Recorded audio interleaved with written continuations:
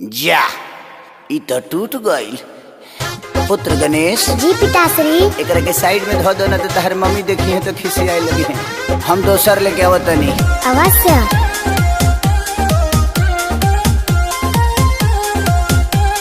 पुत्र गणेश जी माते। तहार पिताश्री कहाँ बड़े? थोड़ी देर में आ रहे हैं माते।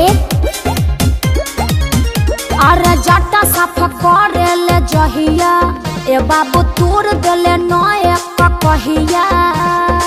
अरे हम तो परेशान हो गइल बानी इनका से। अरे जाटा साफा करे ले जहिया ए बाबू तोड़ देले नए कहिया। मम्मी तोहार खिसियाइल बाड़ी पापा से कही दा बाबूआ बने। किया वाला बैठा गौरा हो देवी झारा दी लामी लामी केस।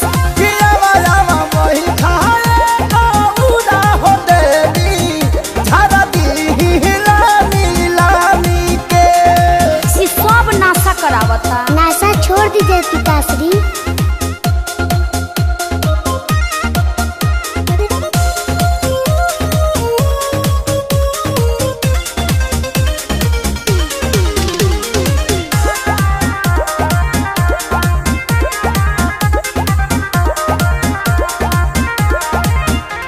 के जाने कहिया नासा छोटे भोलेनाथ जी खेसे मन करे राऊ छोड़ दे साथ जी।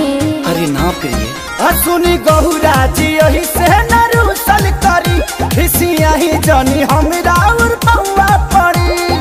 उल्टा सीधा काम सरौआ घरवा में होता बाटे रोजे कलेश।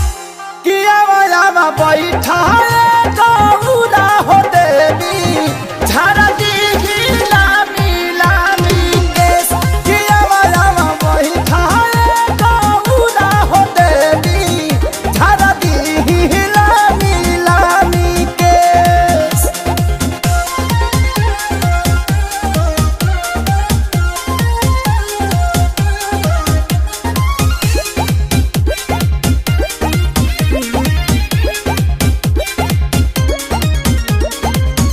लाटा भैल जाटा रौरा आवे ना नजर जी।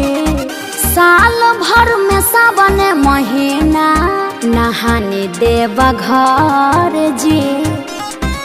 तो एगो को कही टूटल ताना